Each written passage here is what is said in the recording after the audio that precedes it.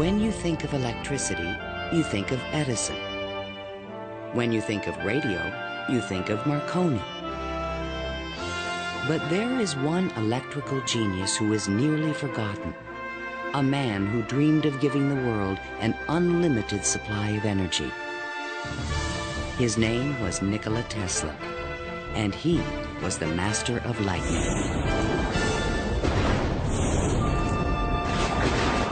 This program was made possible by contributions to your PBS station from viewers like you.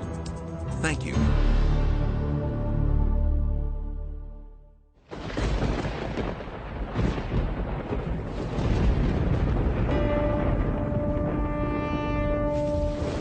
The progressive development of man is vitally dependent on invention.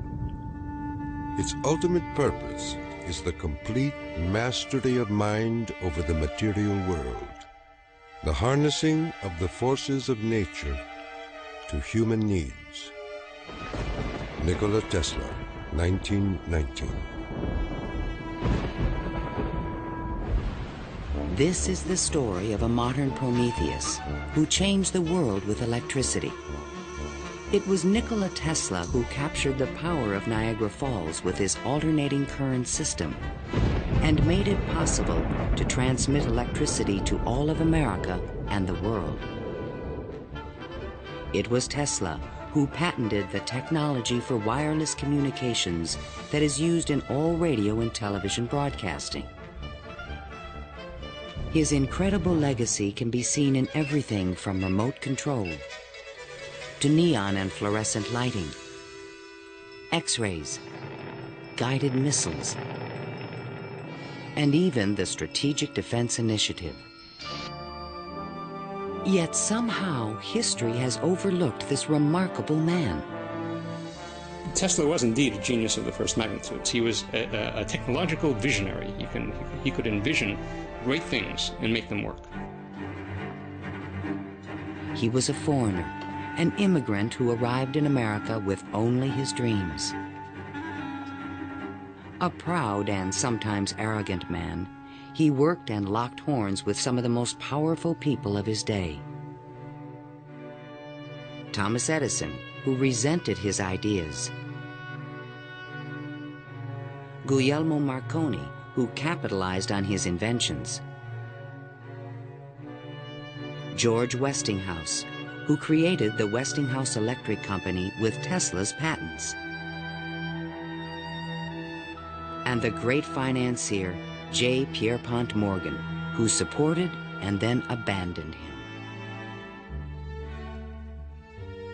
At the height of his career, Tesla was one of the most famous men in the world. His inventions helped America grow into a powerful industrial nation. His ideas created billion-dollar corporations. But Tesla was not a practical man. Always driven toward the next great breakthrough, he failed to protect his commercial interests. In the end, others made fortunes with his inventions, and he wound up penniless and rejected. Money does not mean to me what it does to other men. All my money has been invested in inventions to make man's life a little easier. He was a visionary genius. There aren't many of them. And he was willing to give his life to his visions. We have to evolve means for obtaining energy from stores which are forever inexhaustible. What I intend to show you now, step by step, is how I finally reached my dream.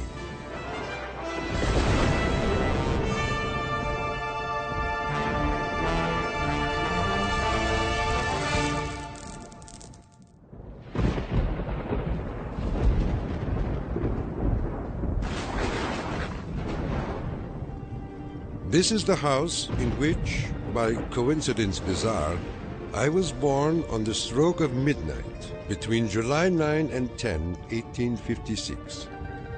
A fierce electrical storm raged that night. Nikola Tesla was born of Serbian parents on the eastern edge of the Austro-Hungarian Empire in what is today Croatia. His father, Milutin, was an Orthodox priest who expected his son to follow him in the clergy. There were only two choices for children in those days, one being to go in the army and the other being to become a priest. Tesla was not attracted by either of them, which was very distressing to his father. My father was a very erudite man. The training he gave me comprised of guessing one another's thoughts and repeating long passages of verse. My mother descended from one of the oldest Serbian families in the country. She invented and constructed all kinds of tools and devices and wove the finest designs from thread. Her fingers were nimble enough to tie 3 knots in an eyelash. Early on, Tesla began to demonstrate an extraordinary imagination. In my boyhood, I suffered from a peculiar affliction due to the appearance of images, often accompanied by strong flashes of light. I was quite unable to distinguish whether what I saw was tangible or not. To give an example, I was fascinated by a description of Niagara, and I pictured in my imagination a big wheel run by the falls. I told my uncle that one day I would go to America and carry out this scheme. Then, at the age of 17, while preparing for the seminary, Tesla contracted cholera, and the brush with death changed his life forever.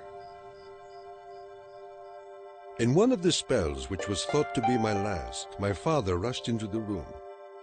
"Perhaps," I said, "I may get well if you will let me study engineering."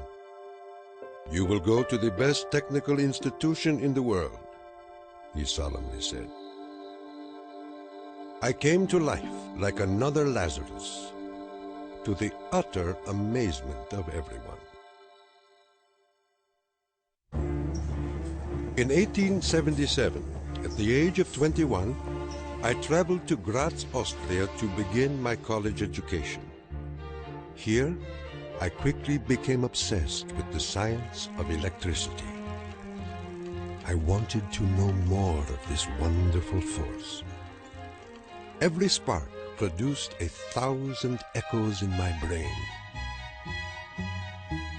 In 1831, in England, Michael Faraday had discovered the principle of electromagnetic induction, which made it possible to generate electricity.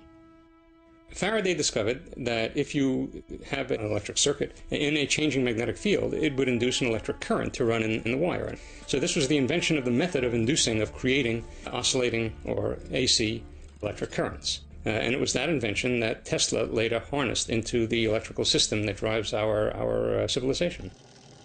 Early electric motors operated on direct current electricity, but required a system of sparking connections to induce a rotary effect in the machine. I remarked to my professor that the design of generators and motors could be greatly improved by using currents that alternated. He embarrassed me greatly in front of my classmates, saying, "Mr. Tesla will never accomplish this. It is a perpetual motion scheme." Meanwhile, in America, Thomas Alva Edison had begun to experiment with vacuum tubes, producing the first commercial incandescent light bulb in 1878. Edison and Tesla would soon cross paths in a gargantuan technological struggle between direct and alternating current electricity. In 1880, Tesla moved to Budapest, where he found employment with the Central Telegraph Office. Here, his idea for an AC motor began to haunt him. In my room, I could hear the ticking of a watch with 3 rooms between me and the timepiece. A carriage passing at a distance of a few miles fairly shook my whole body. The whistle of a distant locomotive vibrated so strongly in my ears that the pain was unbearable. To recover from these attacks, I took long walks in the city park. One afternoon, which is ever present in my recollection, the sun was just setting and reminded me of Goethe's glorious passage. The glow retreats. Done is the day of toil. Upon its track to follow soaring. As I uttered these inspiring words, the idea came to me like a lightning flash. I fell to my knees and drew a diagram in the ground. Tesla perceived a whirling field of energy. He suddenly knew he could recreate this rotating field by powering the coils of a motor in different steps or phases, like the pistons of an engine. The resulting forces of magnetic attraction and repulsion would literally twist the rotor in a circle, the electrical equivalent of the wheel. And all this was accomplished with alternating currents. It would soon turn the wheels of industry around the world.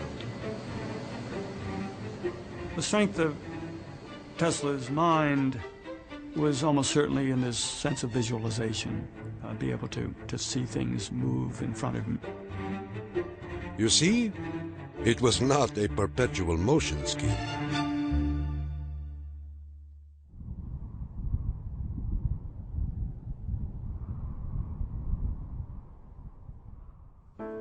It had been the height of my ambition and my most ardent wish to see America and come in contact with the great Thomas Edison. Accordingly, I undertook the voyage, and after losing my money and tickets and passing through a series of mishaps, including a mutiny in which I almost lost my life, I landed on these blessed shores with 4 cents in my pocket. Tesla arrived in New York on June 6, 1884. A 28-year-old immigrant, he was filled with dreams of success in this strange new land. In his pocket, he carried a letter of recommendation from Charles Batchelor, one of Edison's associates in Europe. My dear Edison, I know 2 great men, and you are one of them. The other is this young man. Tesla came to America because he had tried to get his alternating current motor produced in Germany, and I believe in France as well, without any success. And he realized that there was probably only one person in the world who could help him with it, and that was Thomas Edison. New York had had electricity since the late 1870s. Edison installed his first DC power station on Pearl Street, near the financial district, in 1882. He did this with help from the great Wall Street financier J. Pierpont Morgan. But the system was far from perfect. Electricity was a very new thing. Most people didn't understand what it was all about. They were very afraid of it. There were fires breaking out. The horses on the streets would get shocks through their shoes and run away. So it was a very exciting time for Edison. I was thrilled to the marrow meeting Edison. This great man had revolutionized the world with his incandescent lamp. And I was burning to show him my motor that ran on alternating currents. Edison had built his business on the direct current system, and any talk of alternating currents was an aggravation to him. The problem with direct current is that you can't change the voltage. What you generate, that's what you get. And if you generated the power at too high a voltage, you would blow out lamps at the other end. If you generated the proper power for the lamps and you want to go any great distance, then you need copper wire that's as thick as your arm. And the Edison people said, well, that's all right. We'll just have a power station every mile or so. DC was sufficient to power lights and run motors, but it could not be transmitted efficiently over long distances. By raising and lowering the voltage, AC could solve the problem of distance, but a working AC motor did not exist. In spite of their differences, Edison hired Tesla to improve the performance of his DC generators. Tesla said he was promised $50,000 if he was successful. The offer seemed too good to be true. I entered the Edison Machine Works, where I undertook the design of DC dynamos and motors. My regular hours were from 10:30 a.m. till 5 a.m. the next day. When I completed the task, I went to Edison for payment, and he laughed. Edison was very amused by this. Said, "You just don't understand our American sense of humor, Mr. Tesla." So Tesla had had enough by that time, and he picked up his hat and walked out. Tesla paid dearly for his pride. I lived through a year of bitter tears and hard labor, digging ditches for Edison's underground cables. But he was still determined to develop his AC motor. With help from a group of investors, he opened a laboratory on Liberty Street, only a few blocks from Edison's offices. There, he began to assemble a prototype of the motor he had envisioned 7 years earlier. Along with it, he developed all the components of the system of AC power generation and transmission still used today. In May of 1888, Tesla was ready to unveil his motor to the world. The subject which I now have the pleasure of bringing to your notice is a novel motor which I am confident will at once establish the superior adaptability of alternating currents.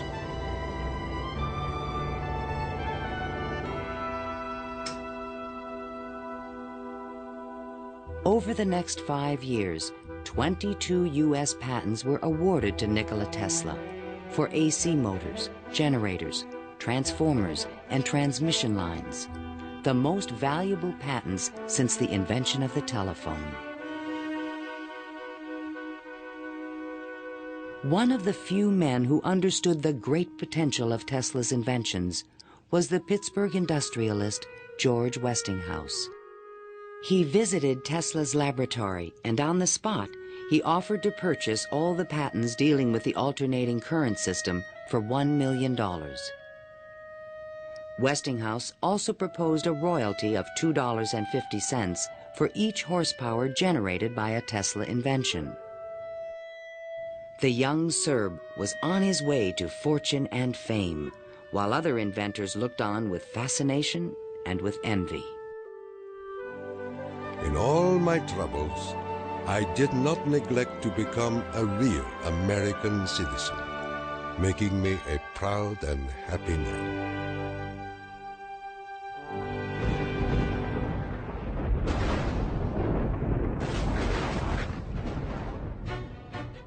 During the late 1880s, Edison began a negative media campaign to discredit the alternating current system of electricity being developed by Westinghouse and Tesla. It became known as the War of the Currents. My personal desire would be to prohibit entirely the use of alternating currents. They are as unnecessary as they are dangerous.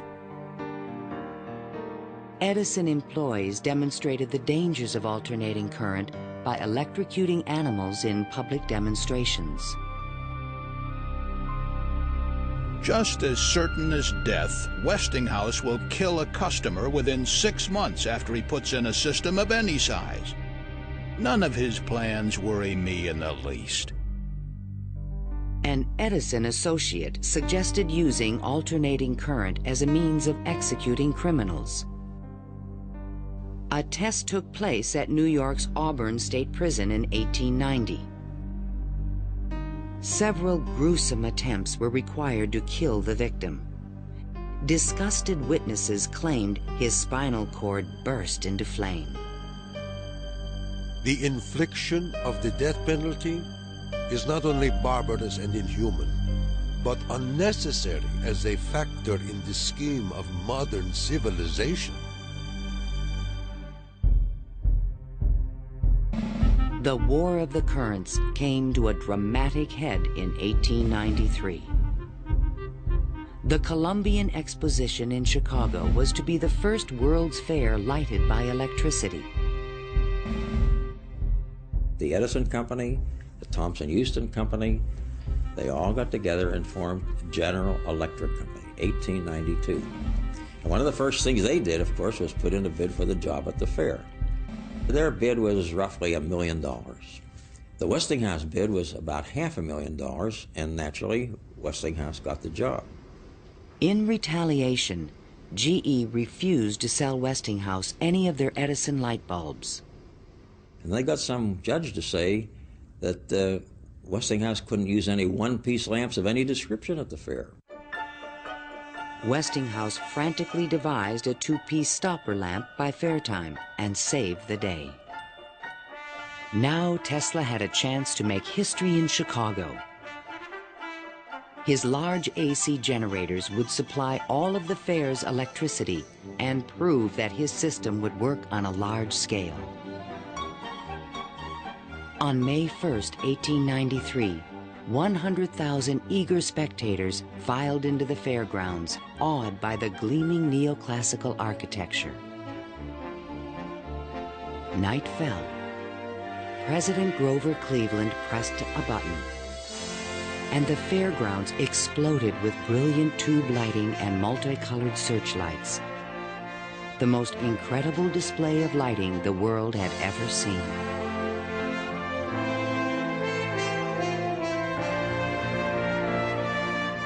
In the Great Hall of Electricity, the public could see that the Tesla-Westinghouse system made it all possible. To overcome the impression that AC was dangerous, Tesla put on remarkable demonstrations.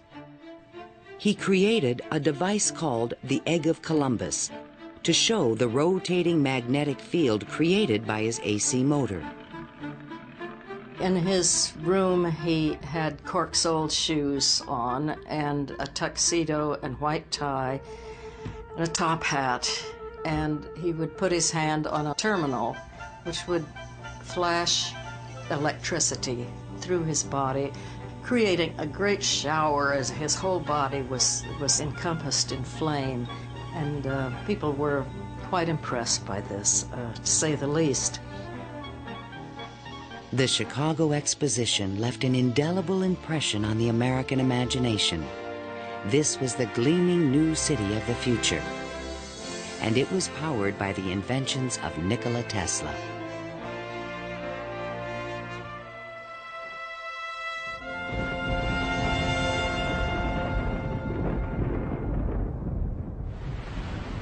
Since childhood, Tesla had dreamed of harnessing the power of the great natural wonder called Niagara Falls. The famous British physicist Lord Kelvin was now head of an international commission to find a way to use the fall's power. He had sent a cable to all the other members of his commission, and it said, "Trust you avoid the gigantic mistake of alternating current." But all this dramatically changed when Lord Kelvin attended the Chicago Exposition and saw the AC system in operation. A contract was immediately awarded to Westinghouse Electric to power the mighty cataract with AC. The technical challenge was daunting. The Niagara plan called for 3 5,000 horsepower alternators, the largest generators ever made. Tesla and Westinghouse engineers had heated disagreements about the operating frequency. Even when the system was finally installed, Tesla was the only person who was certain it would operate. The technical details have been completely worked out. All that now remains is for the switch to be thrown. In 1896, The system went online, and the electrical age began. The waters of the upper Niagara turned enormous water turbines connected by shafts to the massive 5,000 horsepower generators. The current from the generators was stepped up with transformers to 22,000 volts and sent out over long-distance lines, then stepped back down to light municipalities and power motors of Tesla's design. The Niagara Falls Gazette proclaimed, "This morning, the streetcars of this city are moving by Falls power. Hereafter, the Falls must work to earn their living." Imagine my surprise when 30 years later I saw my boyhood plan carried out at Niagara and wondered at the unfathomable mystery of the mind.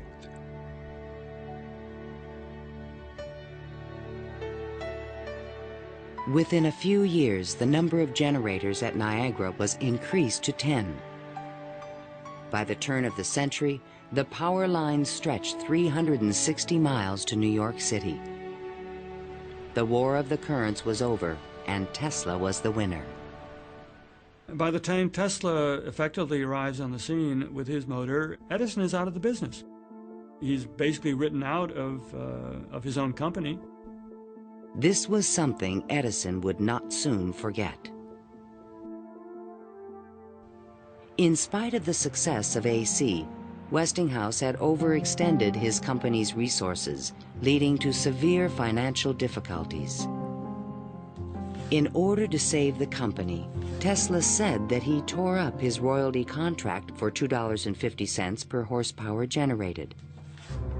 Today, this agreement would be worth trillions. Had the inventor been tricked again?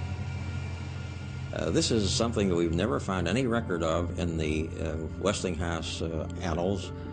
We do have something which is a memorandum of agreement about that, but it was never signed. But Tesla was ready to move on.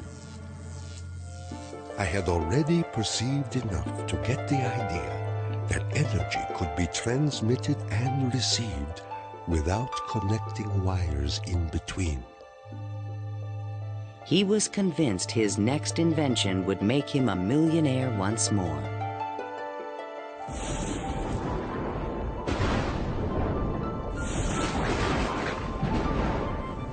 My services with Westinghouse being no longer essential, I resumed experimental work in a laboratory on Grand Street, where I began immediately the design of high-frequency machines. Following the success of Niagara, Tesla was at the height of social acclaim. Everyone wanted to know more of this mysterious foreigner who was transforming the world with his electrical inventions. So far as personal appearance goes, no one can look upon him without feeling his force. His cheekbones are high and prominent, the mark of the Slav. His eyes are blue, deeply set, and they burn like balls of fire. Franklin Chester, the Citizen. Why was he so well known and so popular? It's because the technological advances that he made were so directly related to the relief of the drudgery that people had to endure in their work lives. They could see what he did helped them personally. Every evening, Tesla showed up at Delmonico's, the most expensive restaurant in town, to be shown to his special table. He is fanatical about his dress, usually sporting a fine waistcoat, white leather gloves, and a derby hat on his head. He is meticulous about his health and drinks a glass of whiskey a day, saying it will increase his life expectancy to 150 years of age.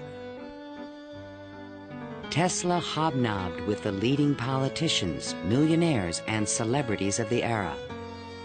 This was the best way for independent inventors to find support for their projects. His friends were the New York elite, John Jacob Astor, William K. Vanderbilt, and the writer Mark Twain. I have just seen the drawings and description of an electrical machine lately patented by Mr. Tesla, which will revolutionize the whole electric business of the world. One of Tesla's closest friends was Robert Underwood Johnson, editor of the prestigious Century magazine. Johnson's wife was deeply in love with Tesla. My dear Nicky, do leave aside the millionaires and Fifth Avenue for some simple pleasures. From one distinguished only by a great weakness, Katherine Johnson. In fact, the world-famous inventor was also New York's most intriguing bachelor. The fact that he never married, I think, had almost nothing to do with his interest in women. It appeared that he was always very interested and was attractive to women. Many women sought his attention. The beautiful and wealthy socialite Flora Dodge, and even the famous French actress Sarah Bernhardt. But in spite of his charisma, Tesla was only interested in his inventions. He had so many phobias that he couldn't have had close relationships with women. He didn't like most of the jewelry that they wore or the perfume, and he couldn't bear to touch hair. And and in fact, he didn't like to shake hands. And so these are all things that do tend to discourage intimate relationships. The inventor even claimed that he destroyed his sexuality at the age of 40. A certain French actress kept coming to me and made it impossible for me to concentrate. It's a pity, too, for sometimes I feel so lonely.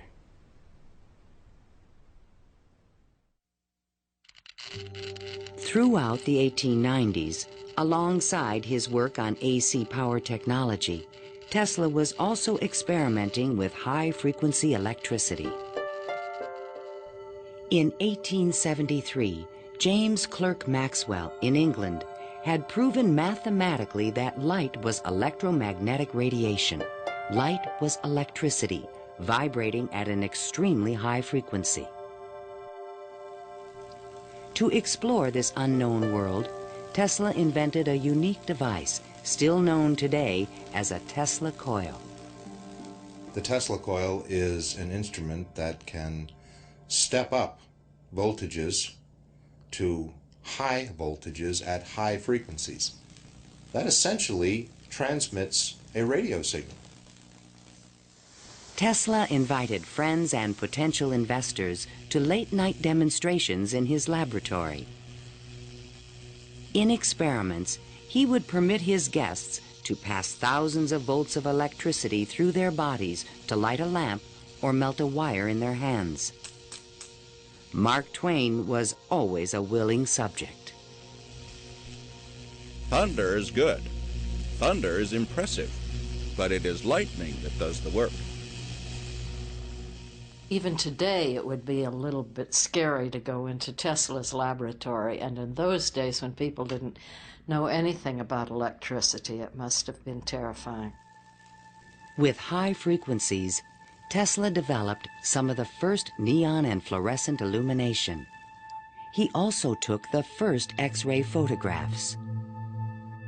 But these discoveries quickly paled one day in 1890 when a vacuum tube illuminated in his hand without any wire connection.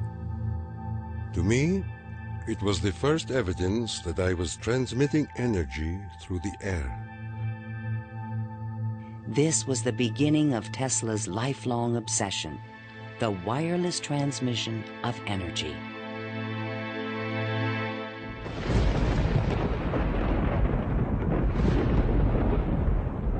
In 1892, Tesla was invited to Europe to present the results of his high-frequency experiments. In London and Paris, he amazed scientists and engineers with lighting and electrical effects that looked more like magic than science. He also announced a remarkable new possibility. I would say a few words on a thought which fills my mind and concerns the welfare of all. I mean the transmission of intelligence and even power without the use of wires. I am becoming more convinced daily of the practicality of this scheme. The race for radio was about to begin. In 1888, the German physicist Heinrich Hertz had demonstrated that currents of high frequency emit electromagnetic waves, or radio waves, into space. But creating a practical means of wireless communication would require a quantum leap in imagination. Hertz created the first radio transmitter and the first receiver. He had showed that you could create an electrical signal in one place and detect it in another place with nothing in between. While in England, Tesla befriended Sir William Crookes, the discoverer of radiant matter. Crookes was a mystic and believed that human beings could communicate telepathically when they were attuned to high-frequency brainwaves. Tesla was skeptical, but one night in his bed he had a powerful and disturbing vision. I saw a cloud carrying angelic figures, one of whom gradually assumed the features of my mother. In that instant, a certitude, which no words can express, came upon me that my mother had died. And that was true. Tesla was convinced that he and his mother were tuned to the same frequency. His otherworldly experience would soon lead him to another revolutionary invention.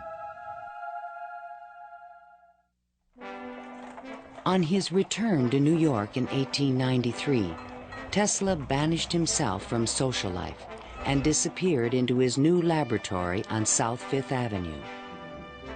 Following his uncanny intuition, he soon discovered that Tesla coils would transmit and receive powerful radio signals when they were tuned to resonate at the same frequency. Tuning is the key to all radio and television transmission.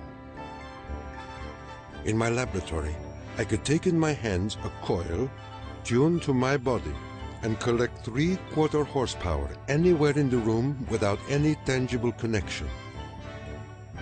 Sometimes I would produce flames shooting out from my head and run a motor in my hands, or light 6 or 8 lamps.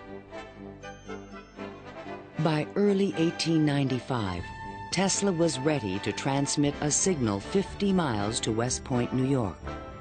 He could now produce 1 million volts with his new conical coil. But that year, on the Ides of March, disaster struck. Fire broke out in the building which housed Tesla's laboratory. Everything was lost. Utterly disheartened and broken in spirit, Nikola Tesla, one of the world's greatest electricians, returned to his room in the Gerlach yesterday morning and took to his bed. He has not arisen since. I was devastated. What could I say? The work of a lifetime lost in a fire that lasted only an hour or so. The timing could not have been worse. In England, a young Italian experimenter named Guglielmo Marconi had been hard at work and created a device for wireless telegraphy. Concerned that Marconi would exploit his ideas, Tesla opened a new laboratory and rushed to complete his own system for wireless communication. This patent, filed by Tesla in September 1897, is the fundamental technology for radio. But it would be 50 years before Tesla got credit for his invention.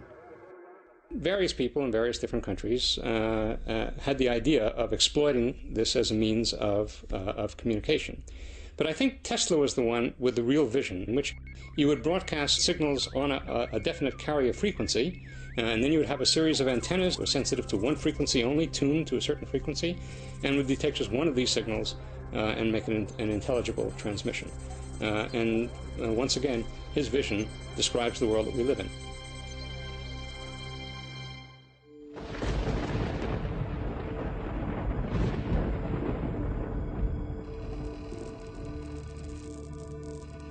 I was so blue and discouraged in those days that I do not believe I could have borne up but for the regular treatments of electricity which I applied to myself. It puts into a tired body what it needs most, life force. Following the destruction of his laboratory, Tesla developed a deeper interest in Eastern thought and spiritualism. Mr. Tesla was charmed to hear about the Vedantic prana and Akash and the Kalpis, which he claims are the only theories modern science can entertain. Inspired by the Hindu teacher Swami Vivekananda, Tesla began to look at the universe as a symphony of vibrations and waves. We are whirling through endless space with an inconceivable speed. Everything is spinning. Everywhere there is energy. There must be some way of availing ourselves of this energy more completely. In 1898, an unusual experiment took place in Tesla's laboratory. He attached a small mechanical oscillator to an iron pillar. Precisely timed pulses from the device made the entire building tremble. Windows started crashing around the area, and he, being at the epicenter, didn't notice anything happening until some police came bursting into his laboratory. It was just at the moment where he'd picked up a sledgehammer and broken the oscillator. He just said to the policemen that how too bad that they had just missed an interesting experiment. Tesla was, I would say, obsessed with frequency, the notion of resonance. The story where he takes the device and puts it on the girder in his office and, gets the frequency of the building, and supposedly, it's an apocryphal story, I'm sure, but it gets right at the core that, hey, if I've got the right frequency, I can move the world. And indeed, he talks about the frequency of the earth, and that if he can do that, he can, almost literally split the earth in half. Meanwhile, Marconi was doing more practical things and succeeded in transmitting a signal 5 miles on the Salisbury Plain in England. Not to be outdone, Tesla decided to introduce an entirely new invention. In a specially constructed pool, potential backers were amazed to see the inventor controlling the motions of a small mechanical boat with no wires attached to it. This was the world's first radio-controlled device. The machine even seemed to think. Someone threw out the question, what is the cube root of 64? And 4 flashes came back. The audience was so surprised, Tesla had to remove the lid to prove no one was inside. Tesla developed his radio-controlled boat in 1898 and patented it and thought it was an armament for war. He rationalized this as a means of ending war. The military who looked at it thought it was too complicated and vulnerable. Soon after the demonstration, Mark Twain wrote from Austria. Dear Mr. Tesla, have you the Austrian and English patents on that destructive terror which you have been inventing, and thus make war henceforth impossible? If so, won't you set a price on them and commission me to sell them? Sincerely yours, Mark Twain. But I have no desire to be remembered as the inventor of a purely destructive device. I prefer to be remembered as the inventor who abolished war. That will be my highest pride.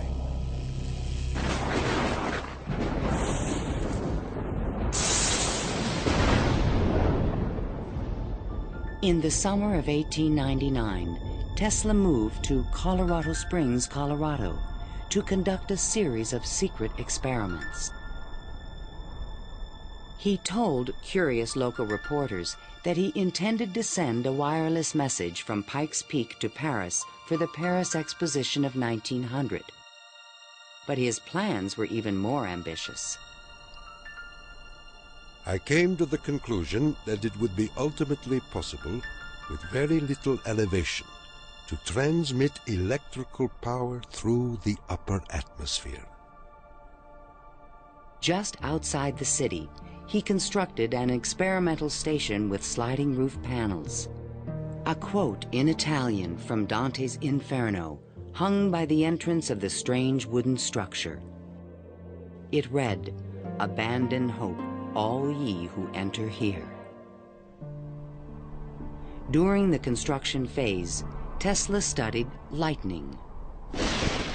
Now, I can understand Tesla's fascination with it, because what happens in lightning is that electricity is being transmitted from one place to another. Electric power, not just electric signals, but real electric power is being transmitted from one place to another. And the way it happens is that the air itself breaks down, it ionizes, it becomes what we call a plasma, and therefore, for a moment, it's a conductor, and it's actually conducting electricity just the way an electric wire conducts electricity.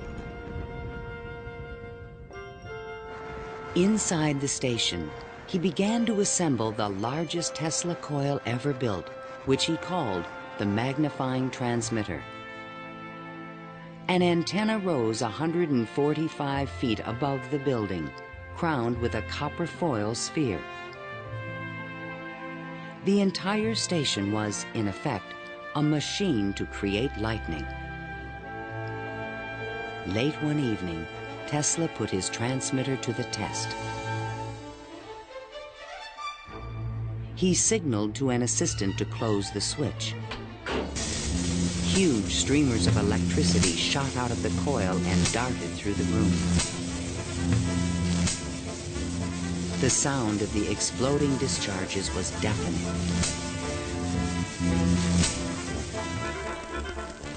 Outside, above the building, bursts of artificial lightning, more than 100 feet long, began to shoot out of the ball atop the antenna. Its thunder could be heard 20 miles away in the small mining town of Cripple Creek.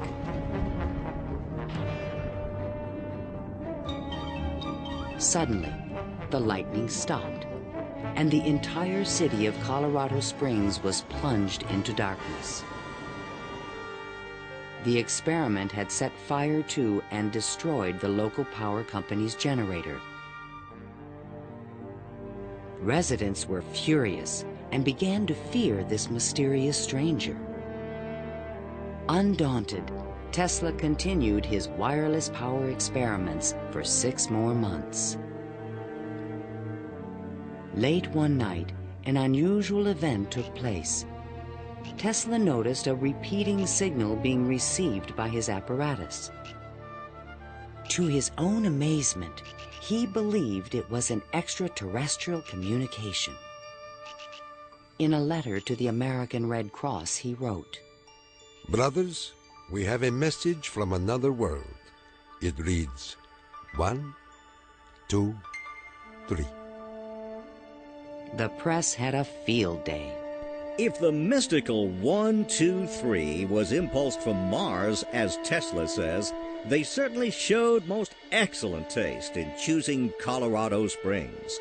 It is a rule in inventional science. When you're going to tell one, tell a good one. And men have become great in this way. Colorado Springs Gazette. Though widely ridiculed for his claim, Tesla may have been the first to detect radio waves from space. I believe that Tesla could have gotten these signals from space. We are getting them today, and these are the radio telescopes. That's what radio telescopes do today, receive signals from space. They are not from alien civilizations, but they are from the sun and from the stars. On January 7th, 1900, Tesla boarded a train back to New York City. Perhaps he had mastered the power of lightning, or at least that's what he believed. The law which I discovered in Colorado is wonderful, and it means that results undreamed of before will be possible as soon as a large plant is constructed in accordance with my plan. See the excitement coming.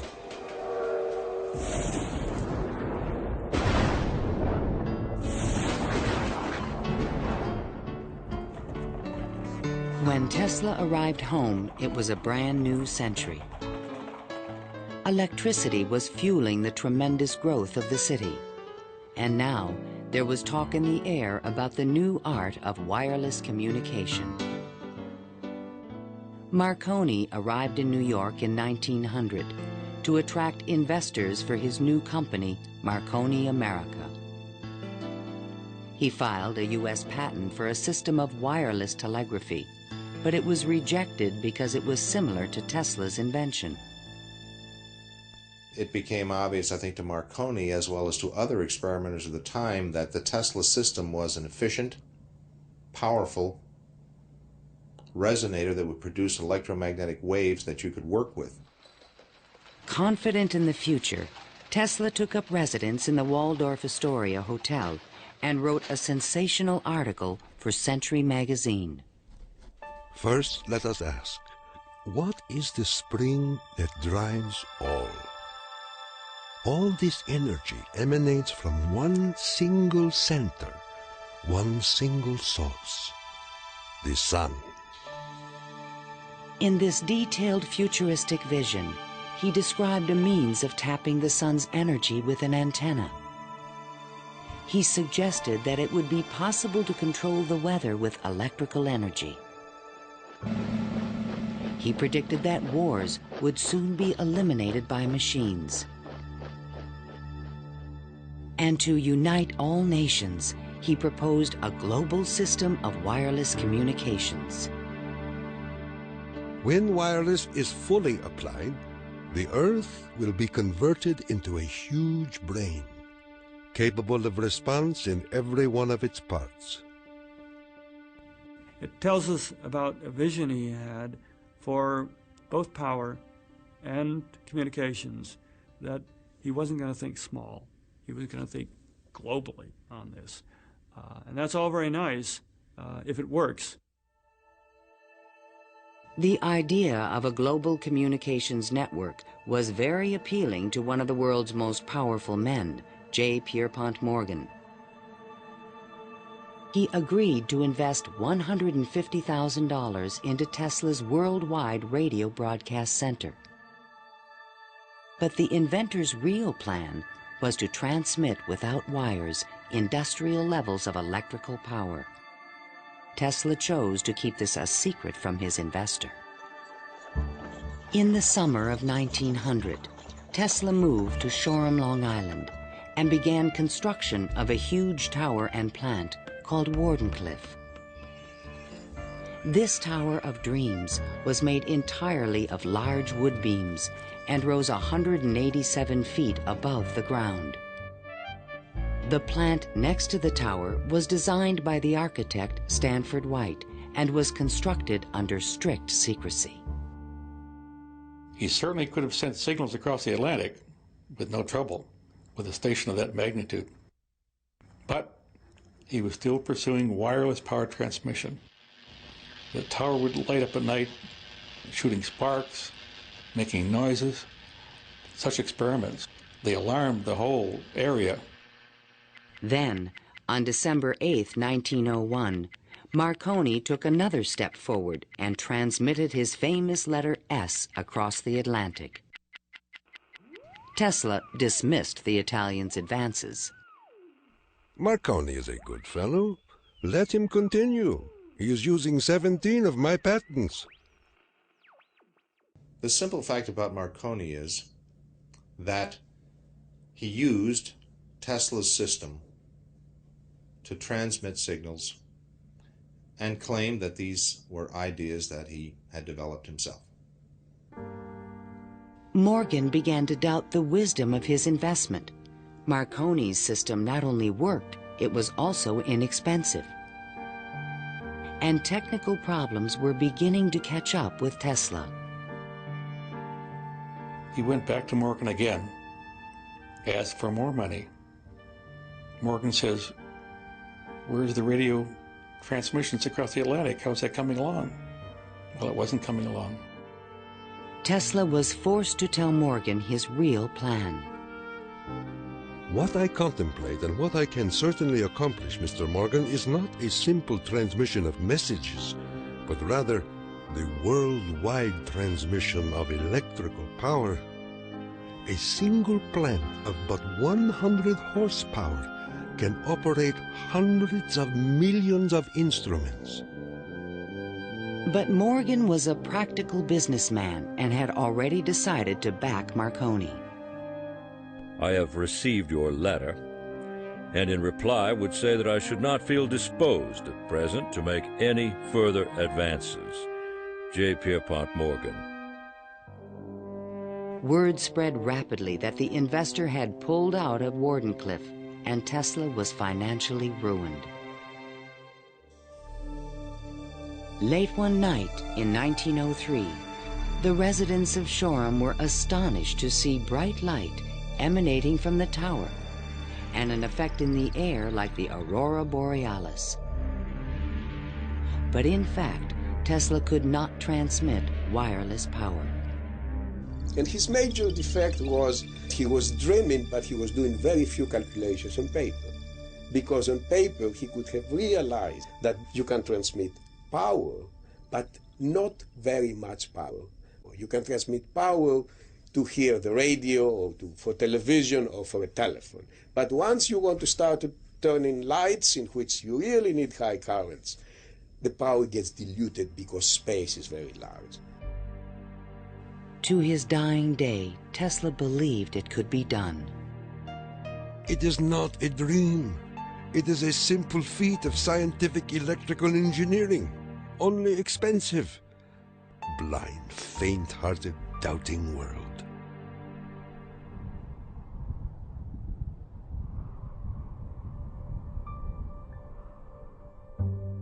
Wardenclyffe marked a turning point in Tesla's career.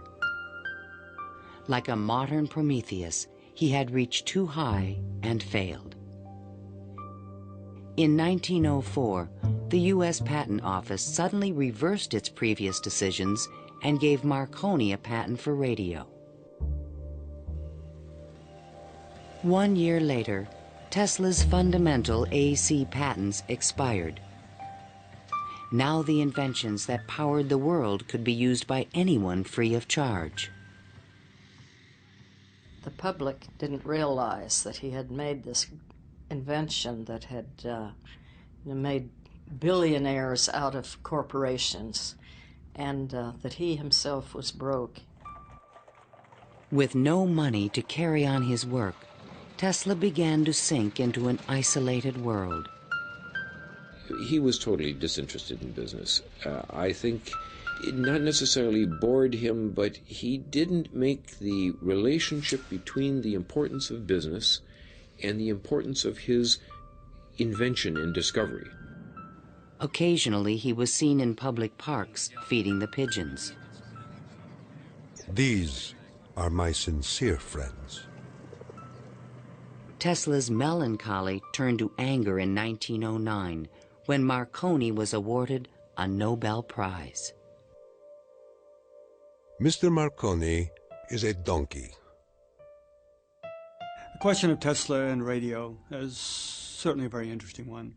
It's clear that Tesla, in terms of certain basic notions of radio, was very early, if not first, in expressing them and even of getting of taking them to the patent stage.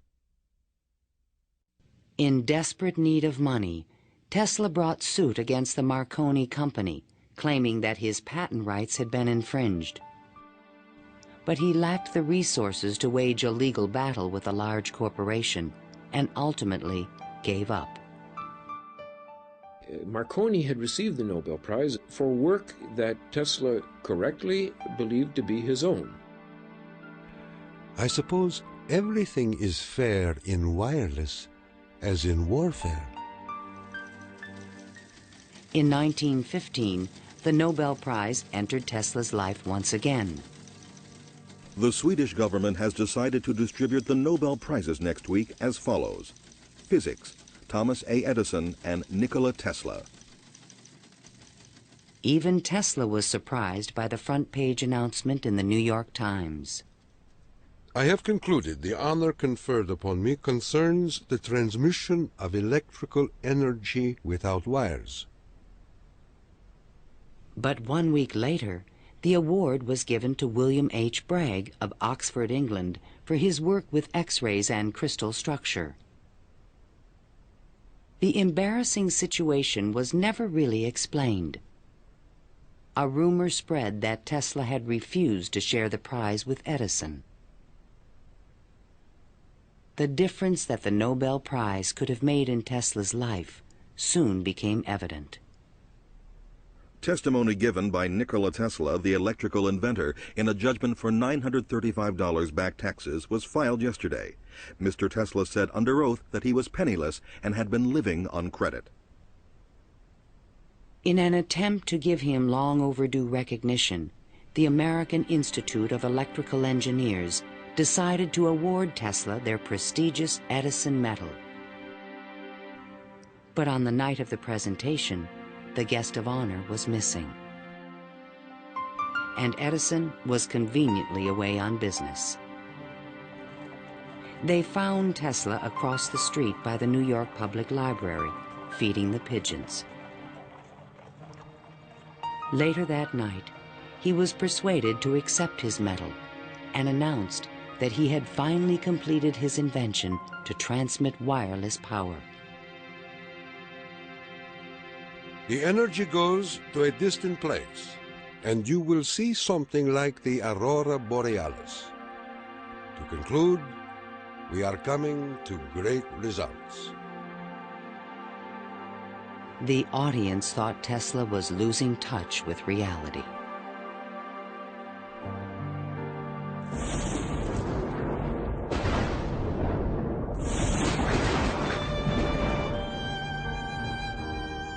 I refuse to accord to some small-minded and jealous individuals the satisfaction of having thwarted my efforts. These men are nothing more to me than microbes of a nasty disease.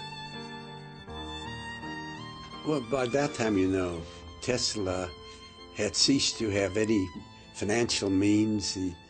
He was virtually dependent on being helped by hotels and people that he knew.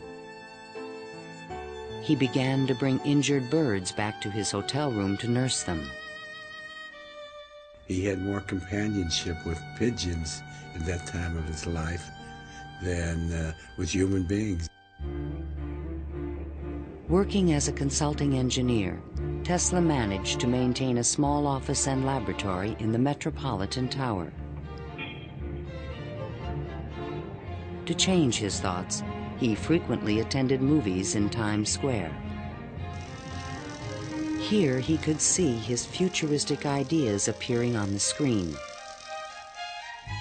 But his ideas were only accepted in science fiction movies and magazines. In 1924, there was a news report that while at Colorado Springs, Tesla had invented a death ray machine that shot bolts of lightning. The inventor was strangely quiet on the topic. Meanwhile, a new scientific star, Albert Einstein, had captured the world's attention with his theory of relativity. Tesla continuously attacked the validity of Einstein's work. Scientists today wander through equation after equation that have no relation to reality. If we were to release the energy of atoms, instead of a blessing, it might bring disaster to mankind. But no one took him seriously. I think that every generation of scientists feels that the new ideas that come along that replace their own ideas represent a loss rather than a gain. Tesla believed that Einstein was taking us intellectually in the wrong direction. Rejected by traditional science, Tesla's interests again turned to the esoteric. His intellect seemed to embrace a lot of different areas quite easily. What he lacked were the social skills. And that's that's an enormous shame because it interfered with his ability to use that genius, to be practical. Though nearly a recluse, he would occasionally attend dinner parties at the home of the German poet and mystic George Sylvester Viereck. And he always intrigued the guests. While we were in the midst of talking, an apparition seemed to come into the room. He walked so softly, and he struck us as almost an unearthly creature. And he talked of all sorts of, seemed to me at that time, unreal things, more in the nature of the psychic rather than the scientific. Tesla wrote a strange poem called Fragments of Olympian Gossip and dedicated it to Viereck. While listening on my cosmic phone, I caught words from Olympus blown. The latest tells of a cosmic gun. To be pelted is very poor fun. The meaning of the poem would soon be explained.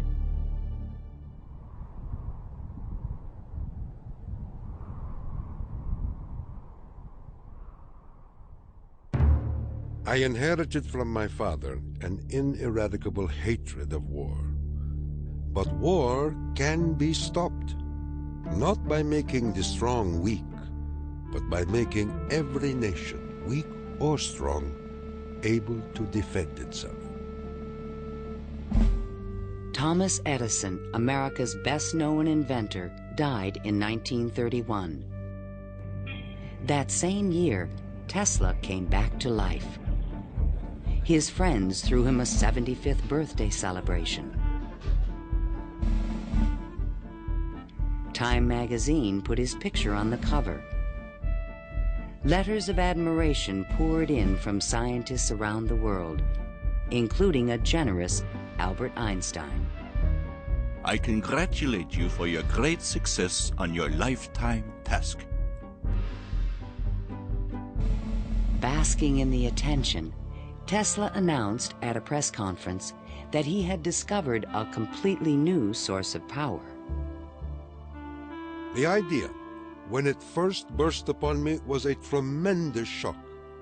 And let me say that it has nothing to do with releasing so-called atomic energy.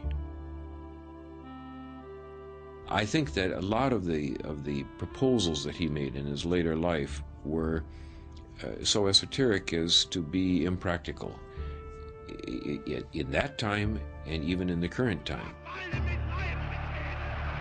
When the Nazis rose to power in Germany, Tesla decided that the time was right to reveal his new source of power, a man-made form of lightning called teleforce that could shoot an airplane from the sky. Nikola Tesla, electrical wizard and radio pioneer, announced that he was working on a machine to create a powerful electrical death beam which could wipe out armies in a flash and destroy huge fleets of ships or planes.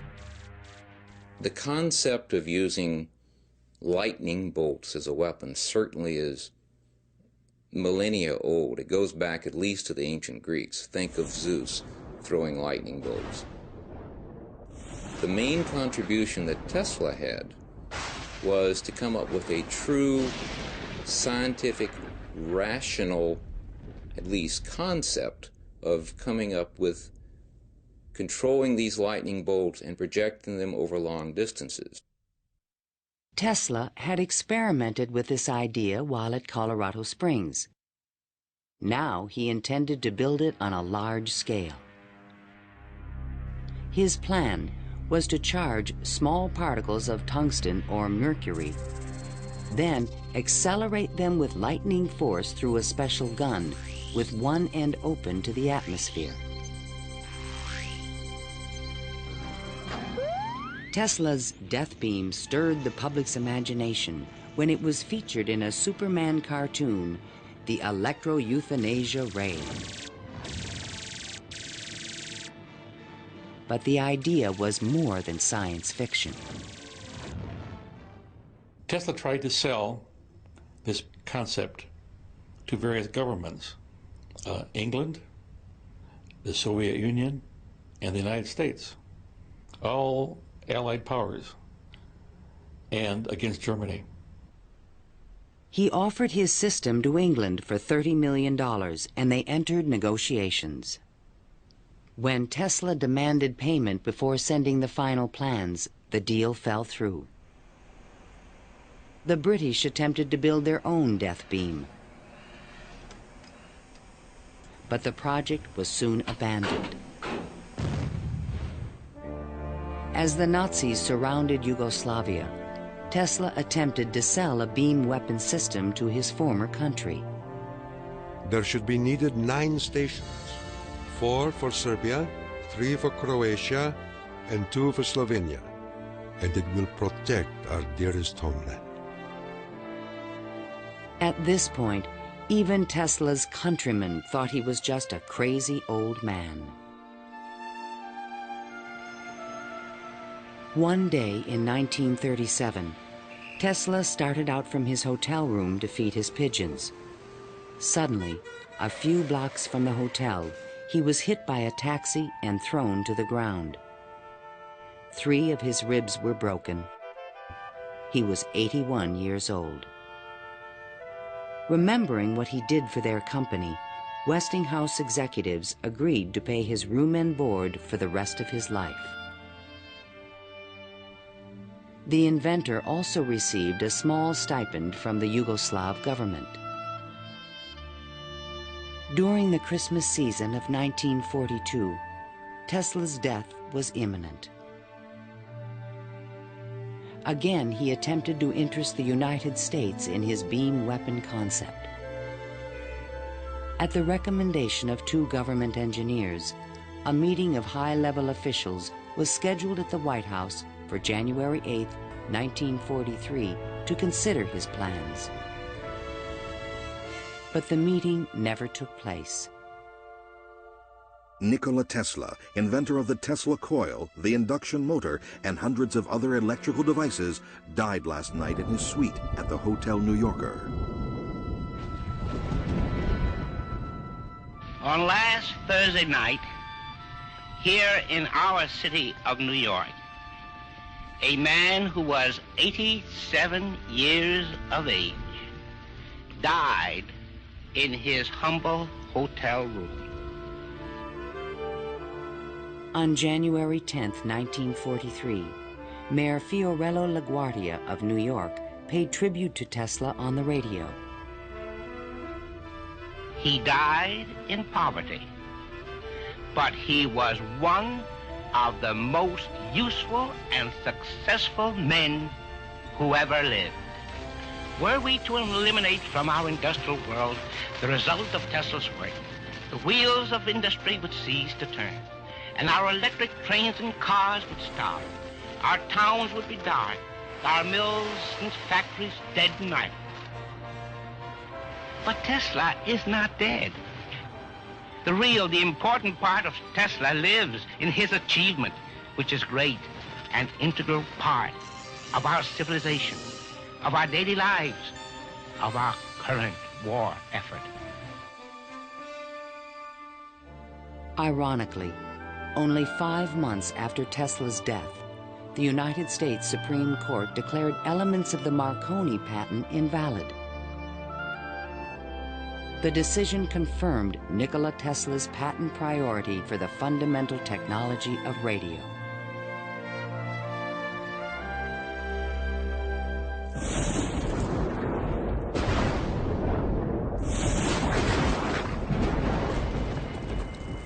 Unknown subjects, equipment, experiments, and research of Nikola Tesla, deceased, espionage.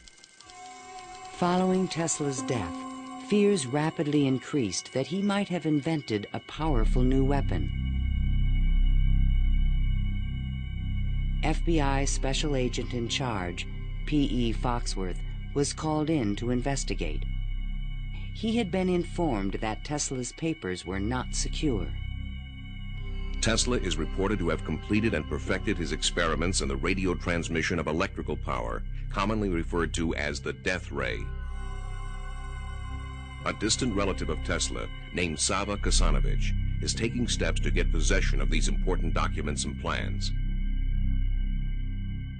Tesla's nephew, Kasanovich, was an up-and-coming Yugoslav diplomat with suspected connections with the communists. He insisted that his uncle's effects be returned to Yugoslavia.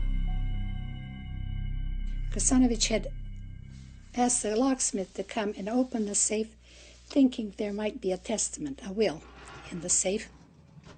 A will was never located. And there was a lot of talk then about secret weapons and negotiations with the USSR. There was all kind of talk, you know. Shortly before his death, Tesla showed a delivery boy a box in his room that he said contained a powerful weapon. A number of people call me and ask me, did I see in the hotel room a certain kind of a box, you know? They were looking for some secret contraption that Tesla had invented. I never saw anything like that. The U.S. Office of Alien Property immediately seized all of Tesla's possessions until their ownership could be established. There's every evidence that they did look through all his papers, because the papers were not in order and certain things were missing. All his technical papers on beam weapons were secretly microfilmed by U.S. military agents. On August 6, 1945, the first atomic bomb was exploded on Hiroshima, Japan. Soon after, the bomb would be in the Soviets' hands. During this period, copies of Tesla's papers on the beam weapon were shipped to Wright Field in Dayton, Ohio. There, a top-secret research program began called Project Nick to find a defense against nuclear missile attack. Copies of some of his papers were sent to Wright-Patterson in 1945, not to my facility, not even the predecessor of my facility, but to another part of the base for analysis. And then they vanished. Nobody seems to know what happened to them. In 1952, Sava Kasanovich obtained permission from U.S. authorities to return Tesla's estate, still stored in New York, to the inventor's homeland. I personally believe that the U.S. government may have overlooked some things of value in the Tesla papers before they were released to the Yugoslav government. A Tesla museum was opened in Belgrade by Yugoslavia's president, Marshal Tito. But during the Cold War, the museum was off limits to Western scientists and scholars. Then, in 1960, Soviet Premier Khrushchev announced that the USSR had developed a powerful new weapon. There was concern in the U.S. that the Russians may have access to Tesla's missing papers on beam weapons in Belgrade and elsewhere. It's possible that these papers on the particle beam weapon were obtained by the Soviet Union, but it wasn't the only copy. In other words, I think that the United States has always had Tesla's papers on particle beam weaponry. An American beam weapon program began at Lawrence Livermore Laboratories, but engineers could not produce an effective directed energy weapon. I've always been a sort of a fan of Nikola Tesla, an admirer, and definitely he had the concept of a charged particle beam weapon back in the 1930s. I haven't a clue, to be quite honest, how he meant to actually do it. In 1978, evidence suggested that the Soviets were attempting to build a huge beam weapon near Semipalatinsk in the Ukraine. Soon after, President Ronald Reagan announced the Strategic Defense Initiative in March 1983. I call upon the scientific community in our country, those who gave us nuclear weapons, to turn their great talents now to the cause of mankind and world peace, to give us the means of rendering these nuclear weapons impotent and obsolete. Tesla's concept for a beam weapon defense shield was finally taken seriously by the United States to combat the destructive threat of atomic weapons. In spite of circumstantial evidence, there is no direct proof that Tesla's ideas or plans were used in the Strategic Defense Initiative. And even today, after decades of investment and research, scientists still disagree on whether beam weapons are realistic. Basically, let me just make a short statement. That's all I'm really at liberty to say, is that a considerable amount of effort has taken place in the United States and in a number of other countries trying to get these things up to a real weaponizable status. Let me stop at that point. No U.S. government archive has any record of Tesla's technical papers, which were copied immediately after his death. And what has become of Tesla's great dream to transmit electrical power without wires? This is the Navy and Air Force High Frequency Active Auroral Research Program, or HAARP, in Gakona, Alaska. The large antenna array is designed to beam high-energy microwaves into the ionosphere. Tesla was a genius because way before anybody knew or even understood the physics of the Earth and what we call today the ionosphere, which is a layer of ionized particles about 80 kilometers above the Earth, he conceived it and he tried to use it to produce a variety of new concepts. The HAARP project evolved from a patent filed in 1987 in which Tesla's work is referenced. It proposed using the ionosphere like an enormous electrical circuit to transmit power around the planet. It even described a means of changing the weather by superheating portions of the upper atmosphere with microwave energy. Tesla proposed that it might be possible to modify the weather by using radio waves. I believe that this is impossible. Ionospheric modification is still in its early experimental stages, but microwave technology has already made it possible to transmit wireless power with the use of satellites. We go to Alaska, and in Alaska there is natural gas. In order to send it somewhere, you have to create a pipeline. That's very expensive. So we said, all right, let's go into Alaska, create microwaves from the natural gas, send them to a satellite at a particular geosynchronous orbit, put a reflector there, and send it to Japan. And in Japan now, you get the antenna, which transforms these microwaves into 60 hertz, and you get electricity. So you make essentially Tesla's dream. The scientific man does not aim at an immediate result. He does not expect that his advanced ideas will be readily taken up. His work is like that of the planter for the future. His duty is to lay the foundation for those who are to come and point the way. He was special. I mean, he was unique. He was unusual in all sorts of ways. And if we are to understand our own creativity, our own ability to invent, there's an awful lot to be learned by studying the way in which he created.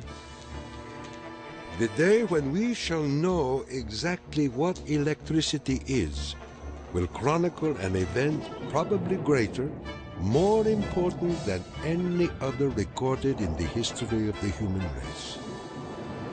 Then it will be a mere question of time when men will succeed in attaching their machinery to the very real work of nature.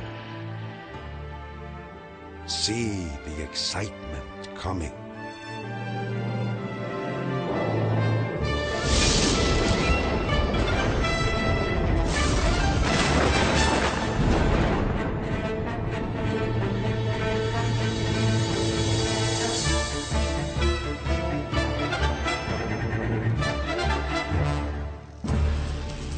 To learn more about Nikola Tesla, visit PBS online at pbs.org.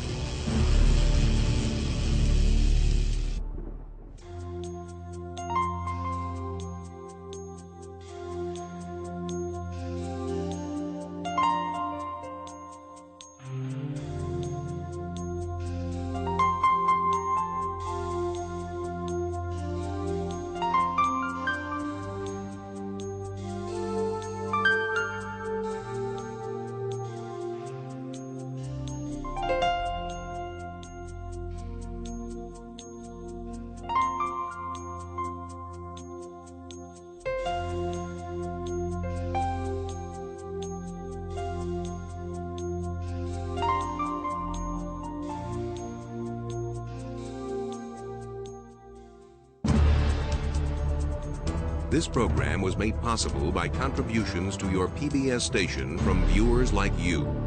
Thank you.